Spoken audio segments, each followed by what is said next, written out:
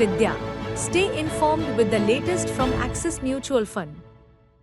नमस्कार, मैं हूं विद्या और एक्सिस एमएफ के वीकली विजडम में आपका स्वागत है।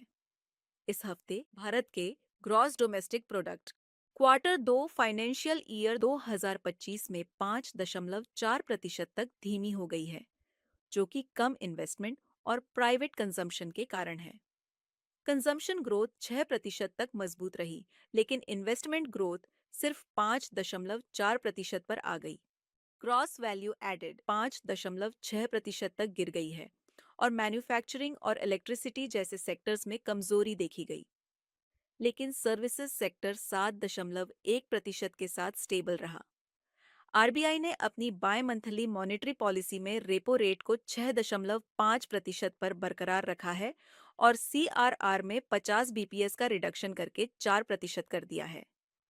आरबीआई गवर्नर ने कहा कि प्राइस स्टेबिलिटी को मेंटेन करना काफी जरूरी है और मैक्रो इकोनॉमिक स्टेबिलिटी को बनाए रखना भी इकोनॉमी के लिए महत्वपूर्ण है।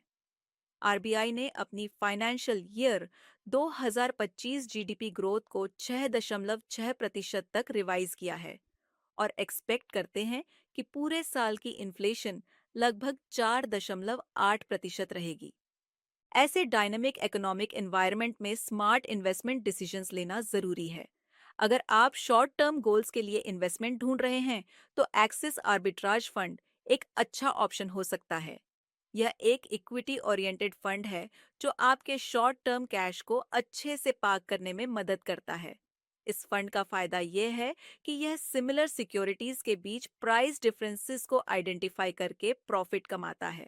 और अगर आप लॉन्ग टर्म यानी कि 1 साल के ऊपर की इन्वेस्टमेंट करने की सोच रहे हैं, तो यह आपको टैक्स एडवांटेज भी देता है, जिसमें आप 1,50,000 रुपए तक के गेन्स पर टैक्स एक्सेम्पशन का फायदा उठा सकते हैं।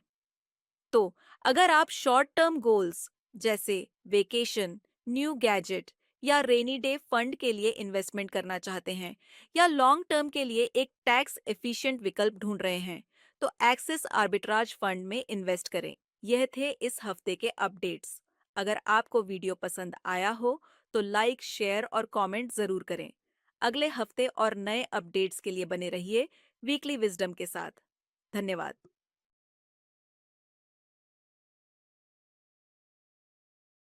म्यूचुअल फंड निवेश बाजार जोखिमों के अधीन है। योजना से संबंधित सभी दस्तावेजों को ध्यान से पढ़ें।